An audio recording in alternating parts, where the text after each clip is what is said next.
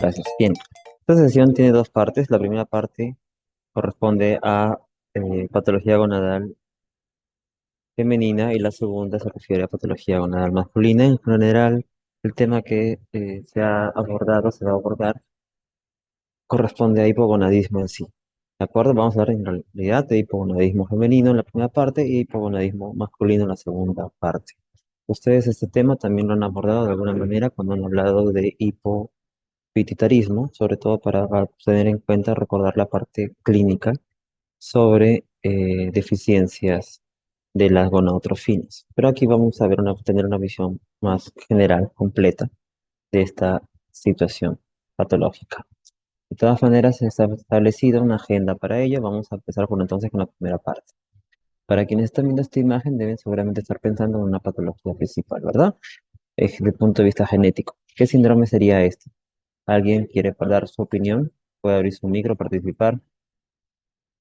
Recuerden que la idea de las clases teóricas también es que tenga algún grado de interacción, aún manteniéndose estas virtuales. ¿Qué síndrome sería el que están viendo ustedes? Bueno, está bien, acepto que se puede escribir en el chat. Efectivamente, como escribe María Alejandra, es un síndrome de Turner, ¿verdad? Es una paciente que tiene talla baja, hipertelorismo, cuello alado. Es característico en ella el pobre desarrollo de caracteres sexuales secundarios. Esto se los presento a propósito de que hemos reportado hace algunos años en el servicio de endocrinología donde yo laboro, un caso clínico de una paciente con homosaicismo. En general, el fenotipo no es muy distinto. Pero me llamaba la atención en esta paciente que ella sí había tenido como trastorno genético o efectivamente un síndrome de Turner, pero no debido a una monosomía 45X0, sino más bien a homozaicismo. Entonces, tener en cuenta que puede haber variedades citogenéticas que se pueden expresar también de forma clínica, en forma variable. También otro dato importante de este caso clínico fue que fue un diagnóstico tardío, justamente porque algunas características fenotípicas no eran tan floridas en estas formas de mosaicismo. Eso los menciono como un tema adicional, como parte introductoria. En sí, esta primera sesión corresponde a hablar sobre fisiología, fisiopatología, etiología, cuadro clínico, diagnóstico y enfoque de tratamiento. Recordemos entonces un poco de la fisiología. Cuando hablamos de hipogonadismo femenino, debemos recordar entonces cuáles son las bases fundamentales del funcionamiento de los ovarios y el desarrollo embrionario también. Ustedes recordarán que la determinación sexual se da a partir de la cuarta semana cuando aparece la cresta genital y a partir de la sexta semana se da la migración de las células germinales y lo que va a determinar finalmente cuál va a ser el fin del desarrollo de estas células germinales en si se desarrollan gonocitos u ovogonias depende de la expresión del gen SRY, ¿no? Dado por el cromosoma Y, si está presente o no. Eso es lo que va a determinar entonces la diferenciación de estas células germinales.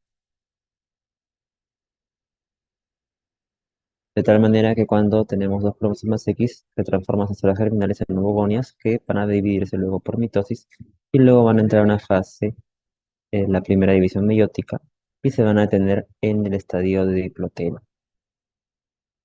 Recordar otros hitos en el desarrollo embrionario, como es el hecho de que a partir de las 16 semanas se van a poder evidenciar los folículos primordiales, a partir de las 20 semanas podemos cuantificar 6 a 7 millones de células germinales, pero recordar que de estos 2/3 van a formar parte de los ovocitos primarios y el resto se va a dar lugar a entrar en homogonias y muchas de estas al nacimiento se van a atreziar. De tal manera que durante la pubertad se van a liberar aproximadamente 300.000, desde la pubertad hasta ya el fin de la vida reproductiva de la mujer, 300.000 a 400.000 células germinales. Recordar también, desde el punto de vista fisiológico, que el desarrollo del aparato reproductor femenino va a depender de que la gónada dentro de la pelvis, ante la ausencia de testosterona, va a formar el gobernáculo que va a crecer, ¿no? Y el ligamento suspensório se va a retraer. Y por otro lado, eso está dado además por la presencia del conducto paramesonéfrico, que en la ausencia del factor antimülleriano se va a dar lugar esta estructura embrionaria a la trompa uterina, el cuello uterino y el tercio superior de la vagina. Hay una regulación del eje hipotálamo hipoficiario gonadal. Este eje está regulado por el hipotálamo, la hipófisis y sobre todo comandado por el hipotálamo, porque recuerden que a nivel del hipotálamo hay núcleos, eh, sobre todo a nivel del hipotálamo, que van a producir la GNRH. Y la GNRH en el núcleo 4, que es donde se libera, va a producir pulsos de GNRH. Y son los pulsos de GNRH los que van a estimular a nivel de la hipófisis que se dé la producción de la hormona luteinizante como la hormona folículo estimulante. Cuando los pulsos son rápidos, lo que se va a producir es la hormona luteinizante. Cuando los pulsos son lentos, lo que se va a producir es la hormona folículo estimulante.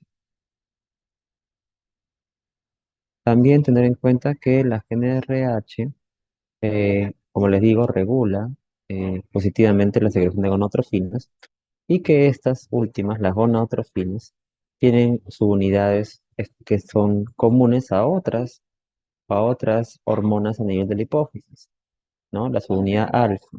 Y es más bien la subunidad beta la que va a dar la especificidad a estas gonadotrofinas. A nivel del ovario, vamos a encontrar dos células principales que tienen que ver con las esteroidogénesis, ¿no? En los folículos primarios vamos a encontrar las células de la teca y las células de la granulosa.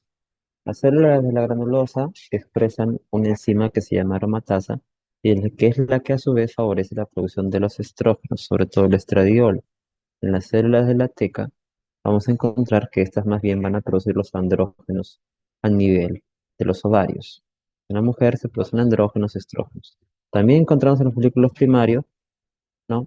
A los ovocitos primarios. Y entre estos espacios de folículos primarios encontramos células del estroma que están constituidas por células intersticiales secundarias y del hilio que tienen funciones de sostén. El estradiol es el principal estrógeno, es el más potente que se produce en la mujer, va a estar transportado por la albúmina en un 60% y un 30% más bien va ligado a una proteína importante que es la globulina ligadora a hormonas sexuales en un 30%. Pero en la mujer el 60% está unido fundamentalmente a la albúmina, a diferencia del varón donde la testosterona está unida fundamentalmente a la globulina ligadora a hormonas sexuales. Esa es una diferencia. Hay un 2% restante que no va unido a proteínas y que va a ser luego metabolizado a pregnenolol o a estrógeno. La aromatasa entonces es la enzima fundamental que a partir de los andrógenos va a dar lugar a la formación del estradiol. Donde hay aromatasa entonces va a permitir la formación de estrógenos. La aromatasa puede encontrarse a nivel del ovario, pero no solamente ahí. También la podemos encontrar en la placenta, la podemos encontrar en el hipotálamo, en el hígado, podemos encontrarla también a nivel muscular, a nivel del tejido adiposo subcutáneo. Pacientes con obesidad pueden producir estrógenos como la estrona por la presencia de aromatasa. Y también en situaciones patológicas como en cáncer de mama, estas células cancerígenas pueden también expresar aromatasa. Sobre todo en cánceres que son productores de estrógenos, pues esto puede tener un mayor riesgo o relevancia. Entonces, en tejido mamario también se expresa la aromatasa, por eso que también se puede producir estrógenos, pero obviamente a menor nivel y sobre todo la estrona, ¿no? Porque el estradiol sí es propio de, la, de las células del ovario. Ahora, en la mujer también se producen andrógenos, hormonas que tienen acción virilizante, solamente que a menores niveles. Fisiológicamente, 50% son de origen ovárico y 50% de origen adrenal. Entonces, la glándula adrenal interviene por forma significativa en la producción de hormonas sexuales con acción androgénica en la mujer. ¿Ok? 50% de ovario, 50% de suprarrenal. De ovario, acuérdense de las células de la teca, suprarrenal, de la capa reticular de la corteza de la glándula suprarrenal. Pero tengan en cuenta que esto es importante recordarlo porque en el varón esto es diferente, ¿no? En el varón los andrógenos fundamentalmente son de origen de testículo. En cambio, el aporte de la glándula suprarrenal es bajo comparado con lo que sí vemos acá en la mujer es importante, ¿no? Muy significativo. La dihidrotestosterona es el más potente andrógeno en general, ¿no? Que se va a activar por acción de la 5-alfa reductasa.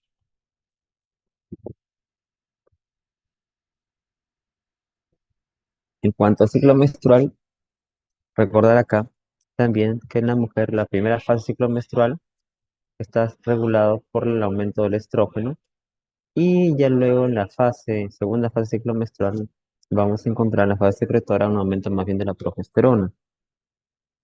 También recordar que el ciclo menstrual es un ejemplo clásico de un evento que no se da frecuentemente en la regulación de los ejes hormonales. Aquí vamos a ver que en el ciclo menstrual se ve un ejemplo claro de retroalimentación positiva. ¿Qué quiere decir esto? En otros ejes hormonales, cuando hay un aumento de una hormona, a nivel del órgano diana final, a nivel de los ejes, más bien vemos una supresión por ese aumento. Pero en este caso, en el ciclo menstrual, tiene que darse un pico de estrógenos para que más bien haya no una inhibición de gonadotrofinas, sino un pico en la secreción de las gonadotrofinas. En este caso, el pico de LH se ve en el ciclo menstrual. Y ese pico de LH es fundamental para que se dé en mediados del ciclo menstrual la ovulación. Se puede liberar un óvulo del folículo ya maduro, ¿no? Y una vez que se libera el óvulo, el endometrio entra en una fase fundamentalmente secretora.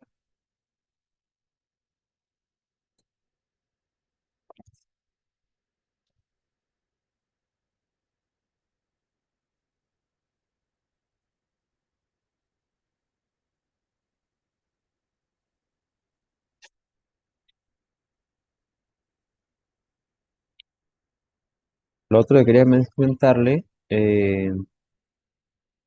era que en el ciclo menstrual debemos recordar también que esto se da tanto a nivel del endometrio como a nivel de los ovarios, ¿no? Y estas alteraciones en el ciclo menstrual a nivel hormonal se ven reflejados, ¿no? Por eso estamos viendo en este esquema si el ciclo ovárico y el ciclo menstrual, estamos viendo la acción de las hormonas a nivel del ovario, así como el endometrio, ¿no? Ahora, si se da la ovulación y luego una fecundación, vamos a ver que ya se entra en otra etapa, ¿no? Entonces se va a poder mantener, por ejemplo, una gestación, si es que esta se hubiese presentado.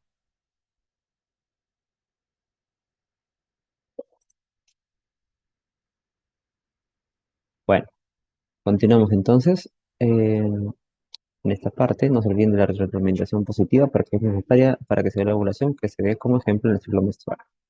En el endometrio, entonces, vamos a ver que estos cambios se reflejan en la fase proliferativa porque vamos a ver vasos espirales o una capa funcional que va a engrosarse, va a llegar a ser de 6 a 10 milímetros y que se correlaciona con la fase folicular en el ovario, propiamente dicho. Se da la ovulación, se libera el óvulo, luego de eso se secreta en forma más significativa la progesterona y a su vez entra el endometrio en fase secretora. En la fase secretora los vasos sanguíneos se vuelven más tortuosos, se ve un edema del estroma y se producen prostaglandinas. Estas prostaglandinas tienen un efecto final, ya al final de la fase secretora, que tiene que ver con, en casos que no haya una fecundación e implantación, a una fase degenerativa en la cual va a liberarse sobre todo la prostaglandina 2 alfa y la prostaglandina E2, que contribuye con una vasoconstricción, relajación de los vasos espirales, una isquemia y finalmente la menstruación. En cambio, si hay concepción, se va a formar y se va a implantar esta en la segunda mitad de la fase secretora, se va a formar el cincito de torblasto que secreta GnRH y que sostiene, en este caso, ya una gestación. No se olviden, la fase el ciclo menstrual se da tanto a nivel del ovario como el endometrio y en el día 14 se da la ovulación como un ejemplo de una retroalimentación positiva. Vuelvo a reiterar eso. Las gónadas tienen funciones hormonales y tienen funciones reproductoras. Las funciones hormonales, ya hemos dicho, tienen que ver con la producción de estrógenos, andrógenos, plasma de la granulosa y la teca, así como la progesterona. Las fuentes de los estrógenos son de la glándula suprarrenal, ovarios, tejido adiposo y la feto placentaria. Vamos a precisar eso un poco mejor. No se olviden que todos estos hormonas, andrógenos y estrógenos, van a depender del metabolismo a partir del colesterol por unas vías enzimáticas. De tal manera, cuando hablamos de estrógenos, finalmente, como producto final, el estradiol es el más potente, ya lo habíamos mencionado, que le sigue en potencia es la estrona y el menos potente es el estriol. El estriol se produce en la placenta, fundamentalmente, la estrona en varios tejidos, como el tejido adiposo, el tejido glandular mamario, el hipotálamo, el hígado. El estradiol, fundamentalmente, es de origen ovárico. Por eso decimos también que es el más potente. Y como les decía, va unido fundamentalmente al álbum. Los estrógenos tienen funciones diversas, más allá de solamente la parte reproductiva, también tienen acciones a nivel de la mucosa vaginal, promueve el engrosamiento y cronificación del mismo. A nivel de las mamas, favorece su crecimiento. En la piel aumenta el contenido acuoso, su espesor. Y en la pubertad, sobre todo, vemos este efecto, que es el crecimiento óseo. Y además acelera el cierre del cartílago de crecimiento, ¿no? Una vez que se producen los estrógenos, se da lugar al cierre del cartílago de crecimiento y la persona ya disminuye su velocidad de crecimiento en esa etapa de la vida. En el caso de la progesterona antagoniza el efecto de los andrógenos a nivel del moco cervical, lo vuelve más espeso. Se consideraba anteriormente un método de anticoncepción, pero en realidad es muy impreciso, por eso ya no se recomienda su uso. Dificulta la penetración de los espermatozoides. Además, las mamas aumenta el volumen de los conductos y estimula el crecimiento de los alvéolos, ¿no? Que tiene que ver con la producción de la leche materna. En cuanto al metabolismo de los estrógenos, estos se van a inactivar a nivel del hígado por procesos de oxidación y conjugación y se va a afectar a nivel renal. El metabolismo de la progesterona se va a dar sobre todo a nivel del cuerpo amarillo y a nivel del hígado se va a dar la degradación del mismo a presnadiol y se va a afectar igualmente a nivel renal. Ahora sí, pasemos a la fisiopatología que es importante comentar. El hipogonadismo se puede deber a una deficiencia en la gónada, en el ovario, o a una deficiencia a nivel del hipotálamo o la hipófisis. Por dicho, una deficiencia de gonadotrofinas o una incapacidad de los ovarios para responder al estímulo de las gonadotrofinas. Si hablamos de efectos a nivel de la hipófisis, estamos hablando de tumores, hemorragias, infecciones u otros factores. En cambio, si hablamos a nivel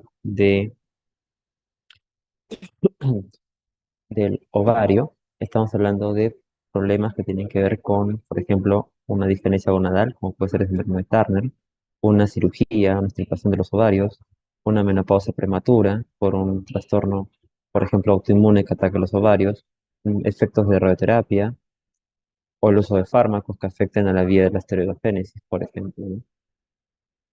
Precisemos un poco entonces la etiología. Hay varias formas de hablar en relación al hipogonadismo, la patología gonadal. Se puede hablar de causas genéticas, causas adquiridas. Se puede hablar dentro de las causas genéticas, síndromes diversos, desde el síndrome de Turner hasta el síndrome de Kallmann, mutaciones que tienen que ver con los receptores FSH, LH. También se puede incluir dentro de estos trastornos, por ejemplo, malformaciones a nivel del aparato reproductivo, el síndrome de Rokitansky, o trastornos en resistencia en la acción de andrógenos, el síndrome de Morris, o causas adquiridas, como por ejemplo enfermedades infiltrativas a nivel de hipófisis, como la hipofisitis. También se puede incluir aquí el síndrome de Sheehan, trastornos de la hipófisis por hemorragias perforales, o efectos de radioterapia, o quimioterapia a nivel de hipófisis hipotálamo. Pero para efectos, incluso también se puede hablar aquí ya de del síndrome ovario poliquístico, que no necesariamente va asociado a hipogonadismo en sí, sino más bien a problemas de fertilidad.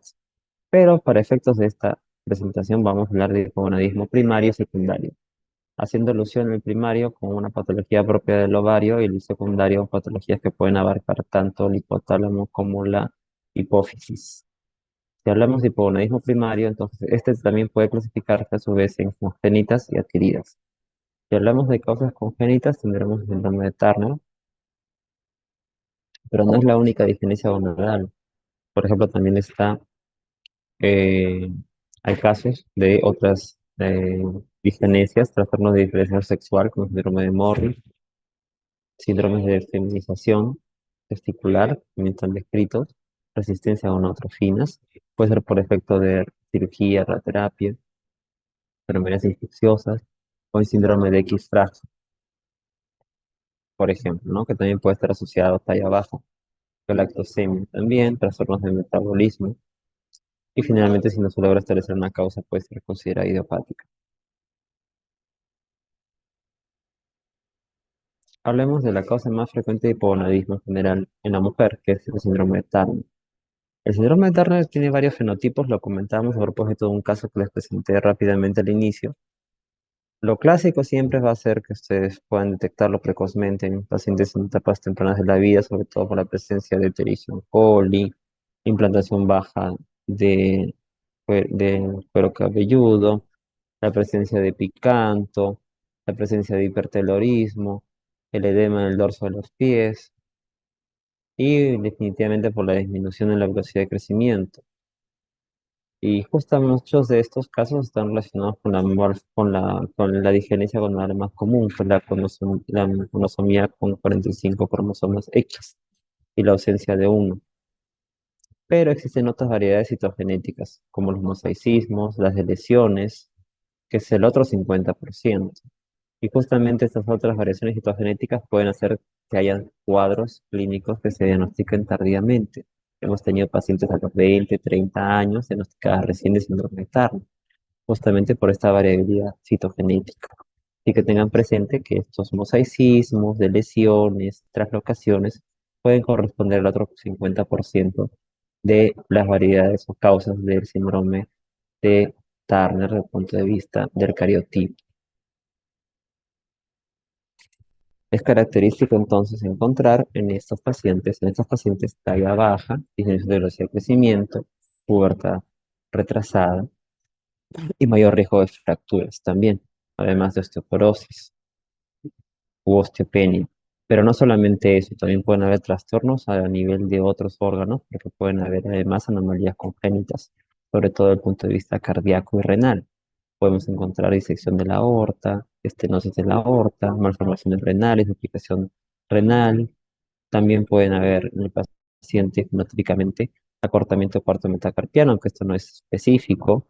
Podemos encontrar a nivel de la piel nevus pigmentario, linfedema, que ya lo habíamos descrito, ¿no? Y algo importante que no siempre se compromete el coeficiente intelectual. O sea, solamente 10% presenta algún grado de retraso mental y si esto ocurre, puede ser leve. O sea, en realidad si la paciente puede hacer su vida aparentemente normal, ser competente desde el punto de vista cognitivo, aún teniendo esta condición.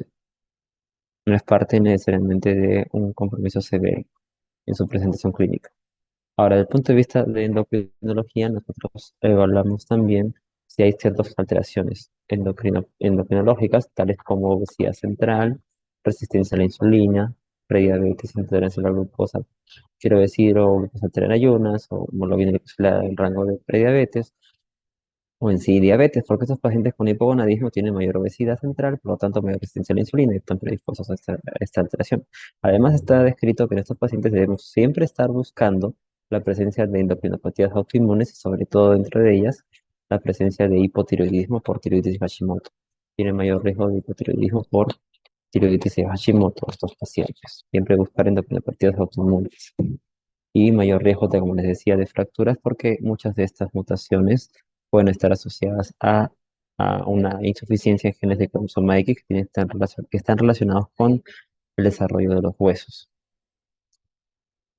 Las alteraciones cardíacas que les mencionaba, además de la disección de la aorta, que se ve con mayor riesgo de que pueden tener una evolución más abrupta y mortal en el embarazo, también puede presentarse, por ejemplo, como cortación de la aorta, una válvula aórtica bicúspide, un vínculo izquierdo hipoplástico o mayor riesgo de hipertensión arterial. A nivel renal, puede haber rotación, duplicación del sistema pilocaliciano, un riñón de herradura o la presencia de hidronefrosis. Los mosaicismos son, en realidad, como les mencionaba, variedades citogenéticas y, sobre todo en estos casos, hay algo además que no les había mencionado que también es importante recordar que pueden presentar gónadas rudimentarias. Entonces, en los mosaicismos puede haber un porcentaje de cromosoma X, pero también cierto porcentaje de cromosoma Y, de tal manera que este cromosoma Y no es funcional y puede en sí llevar incluso a que haya unas mutaciones a su vez y puede generarse algunos tipos de neoplasias cuando hay estos mosaicismos. Hay un mayor riesgo para que pueda aparecer un gonadoblastoma. Puede haber una gónada rudimentaria, no propiamente un testículo, pero sí una gónada rudimentaria que puede malignizarse. Entonces, estos mosaicismos tienen mayor riesgo estos pacientes con mosaicismos, siendo Turner, pueden tener mayor riesgo de que deriven en un cáncer, un gonadoblastoma. Y es importante hacer la pesquisa, detección, también para prever, porque podrían ser necesarios en ellos tener que operarlos. También hay otras diferencias gonadales, no todo es Turner, como les decía.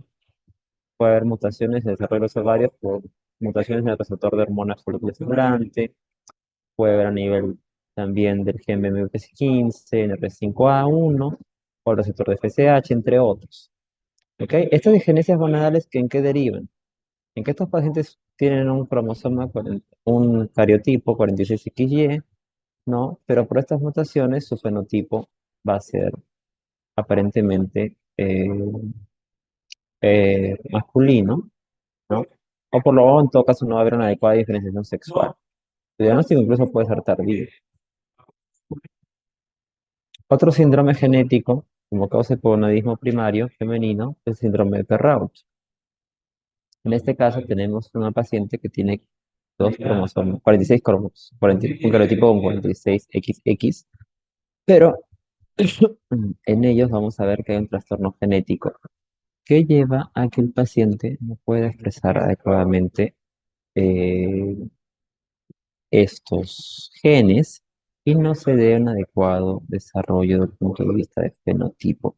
¿Por qué? Porque no va a haber adecuado desarrollo de las gónadas. Son gónadas que finalmente se vuelven rudimentarias o en todo caso se quedan como cintillas y el paciente presenta amenorrea. ¿Ok? Una amenorrea, que en este caso es primaria. Por otro lado, también puede estar asociado al síndrome de Ferraro a la presencia de propusia neurosensorial. Otro síndrome importante es el síndrome de Swyer. El síndrome de Swyer es un paciente que tiene un cromosoma 36XY, pero en ellas vamos a ver que hay mutaciones en el gen SRY. Entonces, finalmente no alcanzan lo que deberían tener, que es un fenotipo masculino, ¿no? Sino más bien se vuelven un fenotipo femenino, pese a que tiene un cariotipo masculino. Y ellos pueden incluso presentar cierto grado de desarrollo femenino, pero no llegan a presentar menarquia y tampoco desarrollo de caracteres sexuales secundarios. Más bien, incluso pueden haber gonadas también rudimentarias que pueden estar relacionadas con la presencia de tumores como disgerminomas. Síndrome de Swyer. Otra enfermedad que causa hipogonadismo primario son defectos en las vías enzimáticas que van a llevar a que no se produzca estradiol. De cualquier bloqueo a nivel enzimático, una mutación, por ejemplo, la 21-hidroxilasa o el citocromo P450-17 aldolasa o 17-20 liasa, podría conllevar la aparición de deficiencia de estradiol por un defecto enzimático congénito. Tener una visión más amplia. También les mencioné el síndrome de Morris. El síndrome de Morris en sí es un epónimo, corresponde, si hablamos ya más específicamente, a una resistencia a la acción de andrógenos, una resistencia que se da a nivel de receptores por mutaciones. Entonces, este paciente, que el síndrome de Morris, tiene un cariotipo 46XY, varón, pero tiene deficiencia en los receptores, entonces no llega a virilizarse paciente. Esta resistencia puede ser total o parcial. Las formas totales son las que llevan a que el paciente presente un fenotipo femenino, ¿no? Las formas parciales pueden estar asociadas a cintillas o gonadillas, perdón, a gónadas rudimentarias que pueden manifestarse. Bueno, hay entonces una variabilidad en la presentación clínica de estos pacientes. Muchos pueden ser detectados rápidamente, ¿no? Tempranamente, cuando no hay correspondencia con su cariotipo. Otros son más tardíos. Clínicamente pueden tener talla alta, pueden tener incluso un desarrollo mamario normal, ¿no? Hay un ambiente estrogénico, pueden incluso desarrollar una vagina ciega, ¿no? Pero nunca vamos a ver en ellos desarrollo de ovarios, ¿no? Van a tener testículos rudimentarios o de localización ectópica inguinales también, ¿no? Porque recuerden que tiene un fenotipo 46X. Y si están presentes esos testículos rudimentarios pueden malignizarse y dar lugar a un glioblastoma. Bueno, y otro ejemplo de hipogonadismo primario es la insuficiencia ovárica prematura, ¿no? Una paciente que tenga la menopausia en edad temprana. Esto ha ido cambiando en las últimas décadas, en realidad, contra puntos de corte. Cuando hablamos de insuficiencia ovárica prematura, generalmente se describe cuando hay una falla en la producción de los estrógenos en pacientes menores de 40 años. Eh, pero vemos que la prevalencia ha ido aumentando un poco en las últimas décadas, ¿no? Sin embargo, es más frecuente encontrarlo en menores de 40 años, menos frecuente en menos de 30, más raro aún en menos de 20 años. Muchas causas se han atribuido a la insuficiencia ovárica prematura, pero cuando no se establece una causa, se considera idiopático, que es en realidad la causa más frecuente de insuficiencia ovárica prematura. A veces no se logra determinar una etiología propiamente dicha. Ahora hablemos de hipogonadismo secundario. Hipogonadismo secundario puede deberse a deficiencias a nivel del hipotálamo o del hipófisis. Y eso puede deberse en la deficiente producción a nivel de la GNRH o de la LH-TSH. Por lo tanto, estamos hablando de un problema en el hipotálamo o en la hipófisis. Las alteraciones de hipogonadismo secundario pueden ser congénitas de nacimiento o adquiridas, tanto en hipófisis como en el hipotálamo. Veremos algunas de ellas. Si hablamos de hipogonadismo secundario, entonces, como causas congénitas adquiridas, estamos hablando de causas orgánicas. Pero no se olviden que también existen otras causas de hipogonadismo secundario que pueden ser las funcionales. Y esto es algo que se ve ahora más frecuentemente en nuestra vida tan estresante, ¿no? Pacientes con estrés intenso, con depresión, con trastorno de ansiedad generalizada, puede ser, por ejemplo, una mujer que se le vaya la regla. Un paciente con varón, que veremos también más adelante, también con estrés intenso, puede tener disminución de erecciones, puede presentar hipogonadismo, ¿ok? En general, entonces el estrés es un factor que puede llevar a que se altere la producción de gonadotropines. También trastornos nutricionales, como la desnutrición severa y trastornos de alimentación, como la anorexia y bulimia, también pueden llevar a una disminución de gonadotrofinas.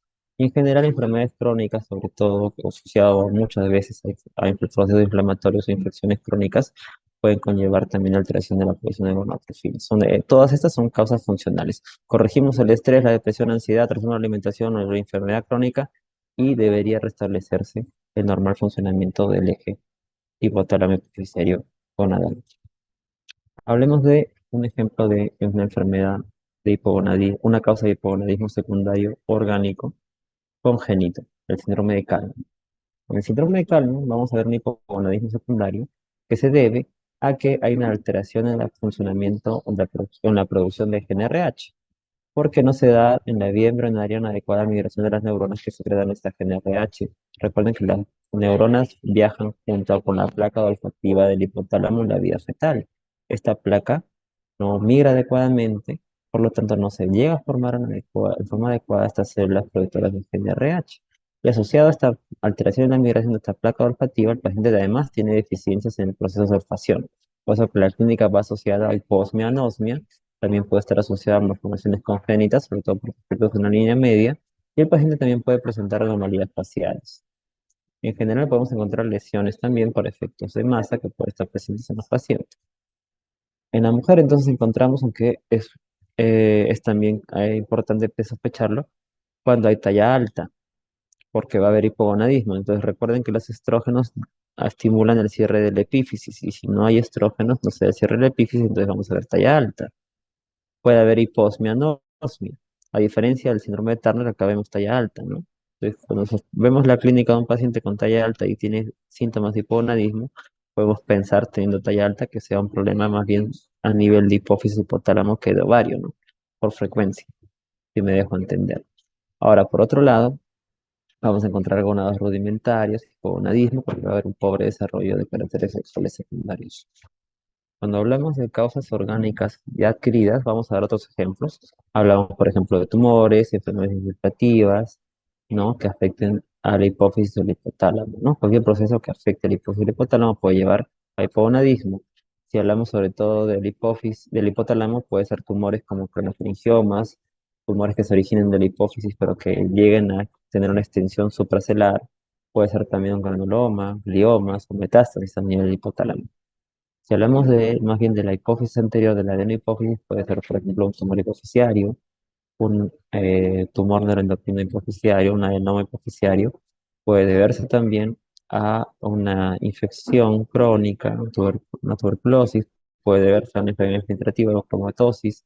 En fin, hay muchas causas que podemos considerar adquiridas. También puede deberse a un síndrome de Sheehan, como les decía al inicio, o por efectos de una cirugía o radioterapia. Ahora, en sí, hay una hormona que también afecta la producción de gonadotrofinas, que es el exceso de prolactina. Puede ser por un tumor productor de prolactina, un prolactinoma, pero también puede ser por fármacos que eleven la prolactina. Entonces, un exceso de prolactina puede conllevar una supresión en la producción de la NRH, porque el aumento, y el LH y FSH, porque el aumento de la prolactina o da lugar a algo importante, afecta la secreción pulsátil de GnRH. Ustedes saben que les dije al inicio en fisiología que la GnRH se produce en pulsos. Cuando hay un aumento de prolactina, esta pulsatividad se altera. Y si la pulsatividad se altera, la LH que se da en pulsos rápidos y la FSH que se da en pulsos lentos se altera, entonces hay una disfunción. Entonces no se va a secretar LH ni FSH. Entonces vamos a encontrar hipogonadismo hipogonadotrófico. Entonces el aumento de prolactina produce hipogonadismo hipogonadotrófico. Con todo el cuadro clínico que ustedes van a ver más tarde en la noche, con otro gamarra me parece, sobre prolactinomas, ¿no? La clínica es semejante en la hiperprolactinemia, ¿no? Entonces en general podemos encontrar, y además de galactorrea, la mujer, ¿no? Hipogonadismo, como parte del cuadro clínico asociado a el aumento de la prolactina. No voy a andar mucho respecto a ello. Otra causa es más bien ya ahora sí lo último que les dije hace un rato de causas funcionales que son parte de nuestra vida, lamentablemente, tan estresante, demandante y cambiante, son los trastornos funcionales, ¿no? Yo les había mencionado pacientes que tienen, por ejemplo, trastornos de ansiedad generalizada, pacientes que sufren de depresión, pacientes que sufren de trastornos de alimentación. Y también ahora, cada vez más frecuentemente también visto esto, pacientes bioréxicos, ¿no? Que hacen ejercicio todo el día, que tienen un deseo de tener cambios en su morfología en base a ejercicios extenuantes. Eso también puede afectar la secreción de las gonadotrofinas. Ahora, vamos de este concepto general, quizá, a algo ya más específico. Veamos este esquema para que se pueda entender. El ejercicio intenso, o sea, ¿cómo explicamos que estos trastornos funcionales ocasionan hipogonadismo? El ejercicio intenso puede llevar a un aumento de opiáceos, como las beta-endorfinas, que alteran la secreción pulsatil de GnRH, y eso es lo que explica el hipogonadismo secundario. Trastornos de estrés, ansiedad generalizada, depresión, pueden estar asociados a un aumento de la CRH. Y este hipercortisolismo que se da, ese aumento de cortisol también aumenta o altera la GnRH. Recordar que el síndrome de Cushing también, ¿cierto?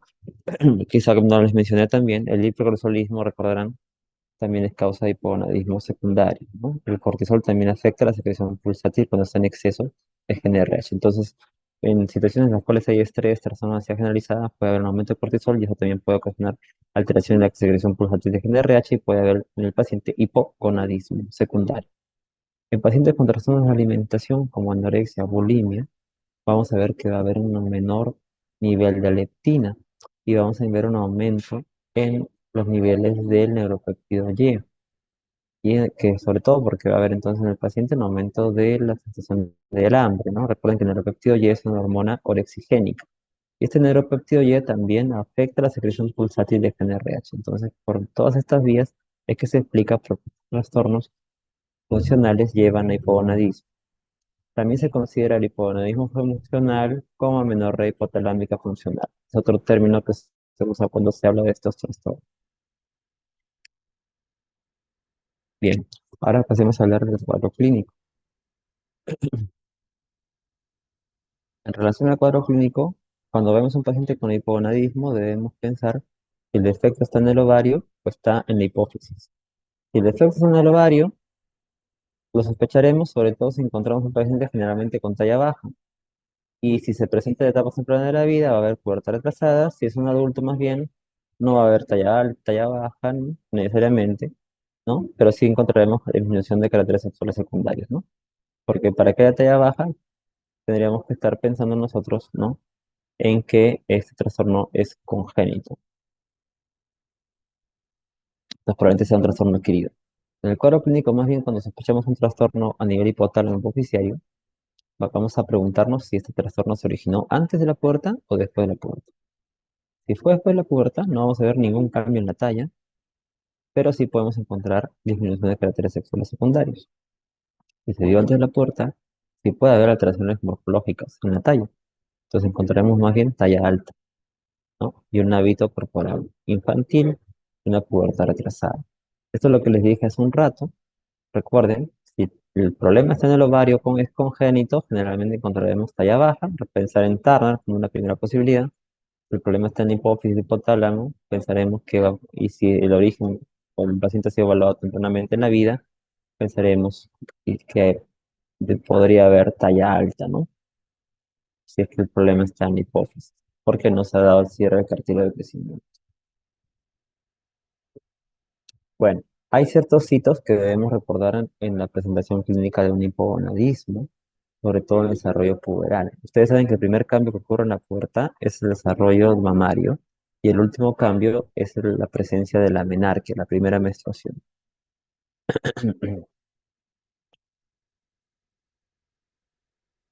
Entonces, en general, en pacientes con hipogonadismo puede haber trastornos menstruales, puede haber amenorrea, oligomenorrea, puede haber alteraciones en el desarrollo de caracteres sexuales secundarios, refiero a menor desarrollo púbico, axilar, hipotrofia de las mamas, puede haber anovulación, por ende, infertilidad. Pero uno debe preguntarse que el hipogonadismo puede haber aparecido antes de la pubertad si encontramos ciertos hallazgos clínicos. Por ejemplo, pues, por lo que les decía, ausencia de la menarquia. Si la paciente no ha presentado menarquia o problema de salud, probablemente se ha padecido el hipogonadismo antes de la pubertad. Si hay un atraso en en el desarrollo de caracteres sexuales secundarios, por ejemplo, una pubertad retrasada no ha desarrollado mamas a los 14 años, ejemplo, o a los 20 años nunca ha menstruado, pues uno piensa que ese es un problema antes de la pubertad. Si el útero tiene una configuración infantil también, y las alteraciones en la talla, ¿no? Si tiene talla baja, pensaremos que puede ser un hipogonadismo primario, si puede haberse originado antes de la pubertad, y si tiene talla alta, puede ser también un paciente que se ha desarrollado este problema antes de la pubertad, pero asociado a un problema en el hipotálamo o en la hipófisis, ¿no? Porque como les vuelvo a reiterar, si encontramos talla baja, pensaremos que puede ser un síndrome genético que se origina por un problema o un trastorno en el ovario. Entonces, cuando pensaremos que el trastorno ha sido prepuberal, por ejemplo, si no hay desarrollo mamario a los 13 años, si el vello púbico está ausente a los 14 años y nunca, la paciente nunca menstruó a los 16 años, o si, por ejemplo, tiene talla baja, ¿no? Sobre todo diferencias hormonales. Pensar en eso. Postpuber, una mujer de 30, 40 años que estaba menstruando y dejó de menstruar, por ejemplo. Entonces, obviamente en esa paciente que les pongo como ejemplo, no va a haber trastornos de la estatura, pero sí podemos encontrar menor volumen de las mamas, disminución del vello pubiano, por ejemplo, y disminución de la libido, ¿no? En la parte clínica quería agregar en este año este tema que también es importante que ustedes revisen, si es que no lo han hecho hasta aquí, que es el síndrome de ovario poliquístico, ¿no? Es la causa más frecuente de amenorrea secundaria en la etapa reproductiva de la vida después del embarazo en la mujer, ¿ok? Es un trastorno en realidad relativamente frecuente. Lo vemos en el 8% de las mujeres en etapa reproductiva. La fisiopatología tiene que ver con un trastorno metabólico también de base. Aquí juega un papel crítico el aumento de andrógenos. Y ahora, esto tiene que ver porque hay un aumento en la producción de la hormona luteinizante en el síndrome ovario poliquístico. Hay un aumento en la producción de la hormona luteinizante. Y esto a su vez puede estar asociado a un aumento en los niveles de la insulina, una hiperinsulinemia. El aumento de insulina puede aumentar la secreción del LH y ustedes saben que la LH actúa en células de la teca y en las células de la teca lo que va a favorecer sobre todo es la producción de andrógenos. Entonces, la producción de andrógenos, ¿qué hace? La producción de andrógenos hace que haya un retraso en el crecimiento de los folículos, de tal manera que estos folículos no se vuelven maduros y no pueden dar lugar a la liberación de óvulos. Por eso que va a haber anovulación. Esa es la clave. Ahora, ¿por qué esto está vinculado a trastornos metabólicos? Como les digo, porque va a haber un aumento de la insulina. Entonces, cuando hay situaciones como resistencia a la insulina, pacientes con obesidad, sobrepeso, trastornos genéticos que estén asociados a resistencia a la insulina, pueden favorecer la aparición de síndrome ovario poliquístico. Síndrome metabólico, por ejemplo, pues, está muy vinculado con el síndrome ovario poliquístico, ¿no? Pacientes con obesidad, diabetes, prediabetes, hipertensión, MASUL, o sea, enfermedades cetóxicas asociadas a anomalías metabólicas, hígado graso, quiero decir, para quienes no están muy familiarizados ese término, puede estar asociado con síndrome de ovario poliquístico. Los criterios para diagnóstico de ovario poliquístico han ido variando. Eh, el diagnóstico pues, está basado en hallazgos clínicos, laboratoriales y ecográficos. ¿Ok? Los criterios de Rotterdam no han variado mucho, en realidad son los mismos que usamos en la actualidad. Lo que varía mucho es la presentación clínica de los pacientes, justamente por eso existen criterios que son flexibles. Por un lado, puede haber un aumento de hormonas masculinas manifestado por acné o hirsutismo. Puede esto encontrarse clínicamente o por exámenes de laboratorio. La presencia de anovulación, periodos de amenorrea, oligomenorrea eh, o también polimenorrea y también por la presencia de ovarios poliquísticos. Para que esté presente el trastorno se requieren por lo menos dos de tres. O sea, no quiere decir que el diagnóstico solamente se va a hacer una ecografía, para que lo tengan. ¿De acuerdo? Bueno, vamos al diagnóstico. Entonces, respecto al diagnóstico, eh, a ver, permítame un momento. Ah, ya. Ok, permítame un momento.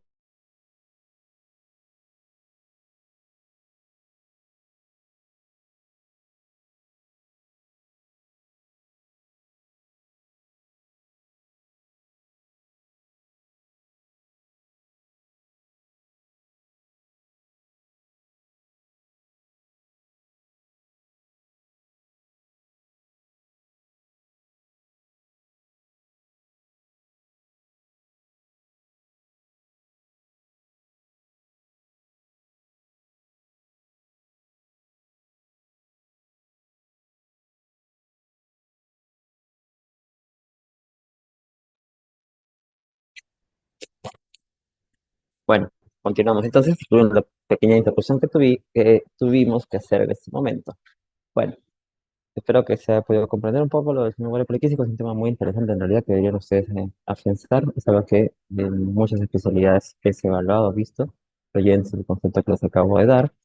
No es un diagnóstico meramente de ecografía, ¿de acuerdo? Y afecta mucho lo que es la presentación clínica de los pacientes, ¿no? Y puede generar angustia, problemas a futuro en la fertilidad, como es manejado apropiadamente, además de que el exceso de andrógeno puede estar asociado a alteraciones morfológicas, ¿no? Como acné y hirsutismo, que también afecta la esfera mental del paciente.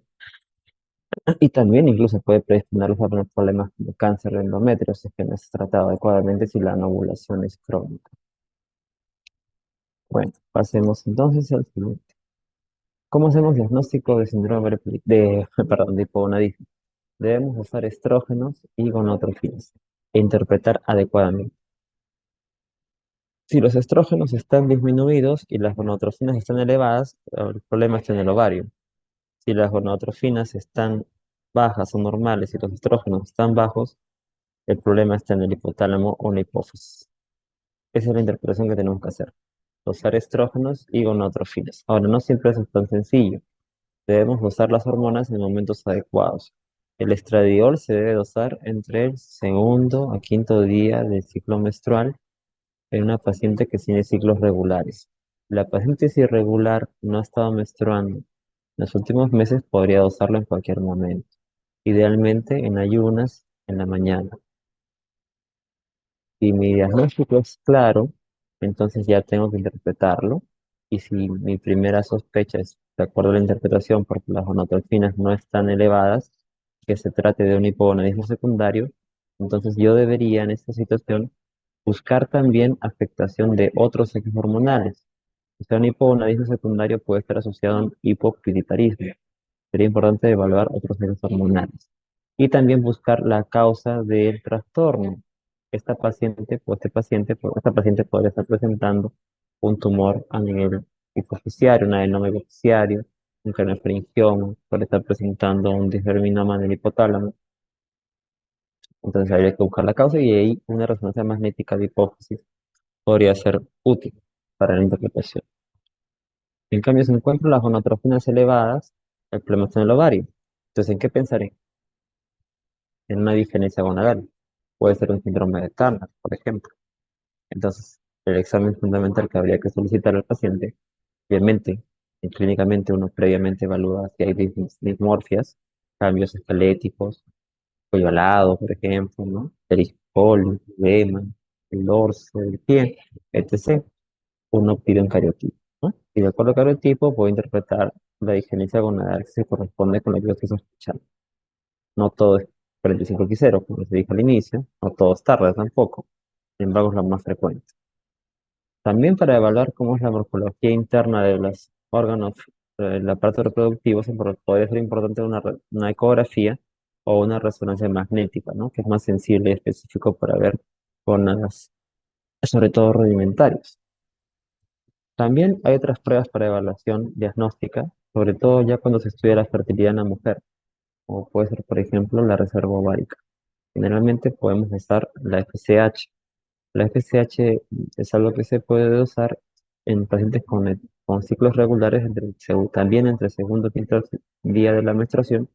Y si el valor es menor a 10, nos quiere decir que hay una adecuada producción de estrógenos y todavía se están produciendo estos y hay una adecuada reserva de óvulos. Es un predictor. Otra manera que se puede hacer es estudiando dosando el factor antimülleriano. Lo que hay en contra del factor antimuderiano en la actualidad es que no hay un consenso en cuanto a puntos de corte todavía. No se podrían generalizar sus resultados, pero es un valor que puede ser útil para predecir cuánto es la reserva de óvulos que tiene una mujer, ¿no? Tiene una buena correlación, según estudios que se han realizado. Otros exámenes, siempre cuando se estudia a un paciente con hipogonadismo, se puede incluir una ecografía transvaginal. Cuando el problema de la paciente incluye infertilidad, también debemos hacer evaluación del factor masculino, por eso que hablo aquí de un espermatograma, porque siempre vemos el factor masculino, no solamente el factor femenino como causa de infertilidad. Siempre el abordaje de una pareja incluye la valoración tanto de la hombre como la mujer. Eh, y dosamos también otras hormonas, como les dije, si las sospechas un hipogonadismo secundario, por ejemplo, prolactina, podría ser útil. Y también se puede evaluar la progesterona, que de alguna manera nos va a decir si la paciente menstruó o no. Cuando la paciente menstruó, o ovuló, perdón, cuando ovuló, si la paciente ovuló, la progesterona se eleva, generalmente en la segunda parte del ciclo menstrual. Entonces, en el día 21 vamos a ver un aumento de la progesterona. Y si el valor es mayor a 4, hay una buena producción de progesterona. ¿Cómo calculamos si hay una adecuada producción de progesterona? Se puede tomar en cuenta la fecha de última regla y se le puede restar 7 días. Esa sería una buena alternativa.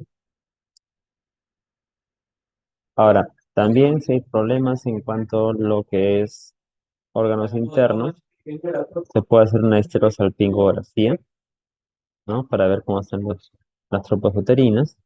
Y en casos ya de sospecha de ovario poliquístico, el enfoque diagnóstico incluye la ecografía, incluye el dosaje de las gonadotrofinas, para descartar hipogonadismo, dosar testosterona, porque es importante valorar si hay un aumento de andrógenos. Se puede incluir también una prueba de tolerancia a la glucosa para descartar resistencia a la insulina o diabetes. Pero recordar que es un diagnóstico del ovario poliquístico de descarte. Entonces descartamos hipogonadismo, otras causas de aumento de andrógenos o otras causas de hipogonadismo como la hiperprolactinemia, y si hay clínica, por ejemplo, de Cushing, descartamos el síndrome de Cushing, etc. Entonces, te lo que les decía, para el diagnóstico de ovario poliquístico, se cumplen dos de los tres criterios de Rotterdam que ya hemos mencionado. Puede añadir el uso de ecografías, cada vez estas más desarrolladas, sobre todo que sean más sensibles, y por eso que ya digamos, desde el punto de vista tecnológico, tenemos un ecógrafo que tiene una mayor potencia para poder cuantificar el volumen de los ovarios y folículos.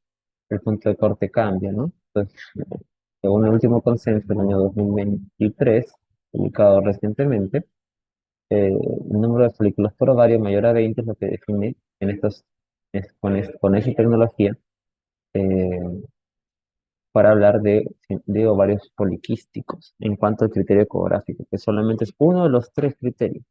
En nuestro país todavía esta tecnología no la tenemos completamente desarrollada, por lo tanto, todavía muchas veces cuando revisen el libro de texto, van a ver que todavía hablamos de considerar síndrome ovario poliquístico cuando por ecografía encontramos 12 folículos o más en cada ovario, ¿no? Pero en otros países más desarrollados como esto, donde tiene mayor acceso a tecnología, se puede visualizar y cuantificar mayor número de folículos ováricos, entonces el punto de corte está puesto en un rango mucho mayor hasta 20, ¿no?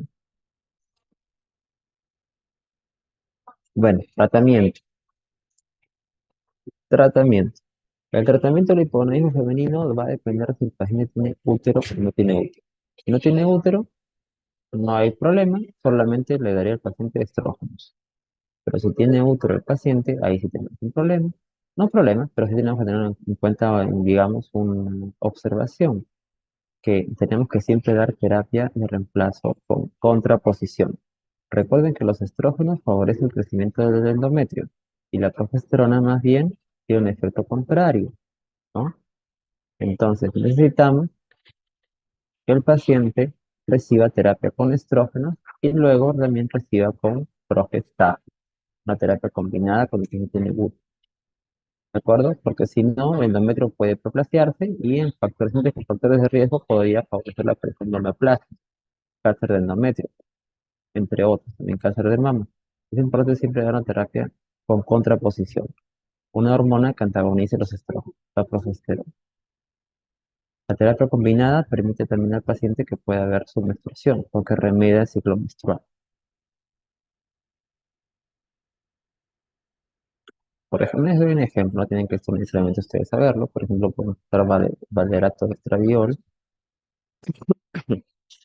por 21 días, por 28 días, y luego a partir del día 14 del ciclo menstrual añadir progesterona 100 o 200 miligramos. Y de esa manera podemos remediar el ciclo menstrual y el paciente puede ver su menstruación. La paciente puede ver su menstruación. Desde el punto de vista psicológico también tiene un impacto positivo, ¿no? También hay terapias combinadas que dan estrógenos y progesteronas en cantidades semejantes y no tiene el paciente que tener tanto cuidado en cuanto a tomar un fármaco en su ciclo menstrual. Pero aquí sí no suele ver la paciente la menstruación. Es otra forma de aplicar la terapia. Pero no se olviden lo importante, ¿no? Con útero, estrógenos más progestágenos, con sin útero no es necesario solamente dar estrógenos, eso es suficiente. Para el tratamiento del hipogonadismo no va solamente a dar estrógenos o progestágenos, también depende mucho la causa de la enfermedad y los deseos de fertilidad, porque dándole estrógenos y progestágenos no mejoramos la fertilidad. Para mejorar la fertilidad hay que evaluar varios factores.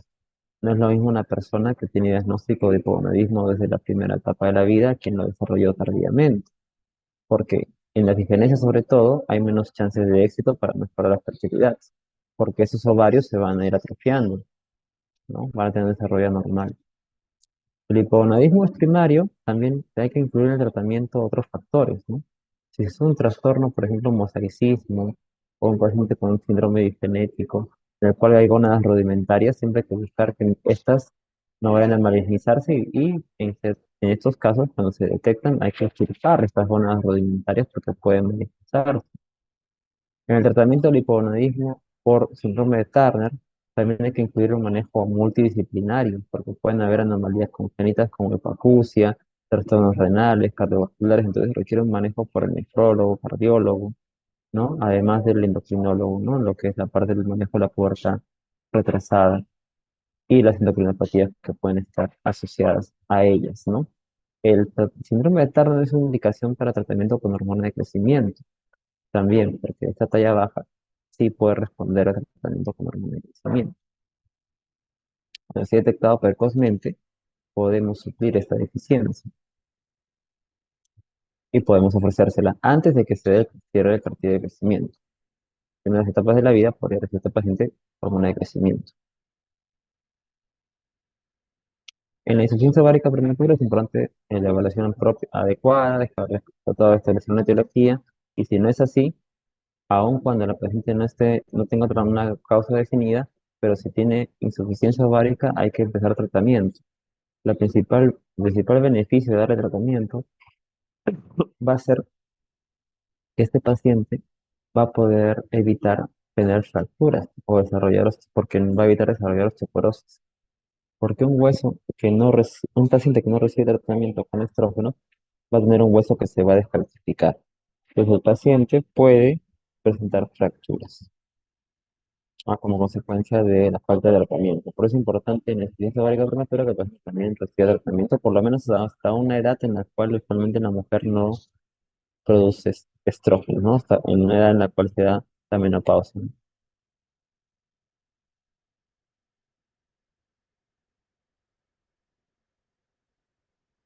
Ahora, en cuanto al tratamiento del hipogonadismo secundario, si este es funcional, damos terapia de reemplazo hormonal con estrógenos y progesterona. Y es importante también valorar en ellos la fertilidad. El hipogonadismo secundario y terciario hay una mayor expectativa de que sí, el paciente pueda responder a la terapia de fertilidad, sobre todo con gonadotrofinas estrógenas, perdón, gonadotrofinas exógenas o una secreción pulsante en RH, puede ser una alternativa, o inductores de la ovulación, ¿no? Hay algunas alternativas ahí que se pueden manejar. Si es orgánico el trastorno, también podemos hacer terapia de reemplazo hormonal y manejo de la fertilidad. Y en casos mucho más complejos, cuando no se puede restablecer la fertilidad, se le puede ofrecer a la paciente métodos de reproducción asistida, como puede ser, eh, sobre todo en aquellos pacientes que no cuentan con una reserva ovárica adecuada, fertilización incluso in vitro, terapias de fertilidad de alta complejidad. Para si la paciente tiene cierta reserva ovárica, se le puede añadir el uso de inductores de la ovulación, ¿no?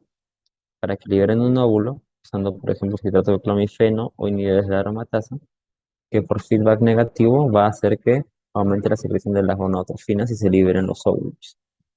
Y de esa manera se puede obtener ese óvulo y se puede lograr la fertilización de la paciente. Son alternativas que se pueden dar. Ahora, cuando el problema está en la fase lútea, que es una secreción como causa de fertilidad, se puede dar por gestágenes, ¿no? Reemplazar la hormona que puede hacer que se dé este problema en la fase lútea. Se puede usar medrosa y progesterona como una alternativa de tratamiento. En el tratamiento del síndrome ovario poliquístico, más bien, aquí vamos a ver que el tratamiento va a depender de cuál es el fenotipo. Si lo que predomina son alteraciones menstruales o el exceso de hormonas masculinas. Y también si el paciente desea mejorar la fertilidad o no.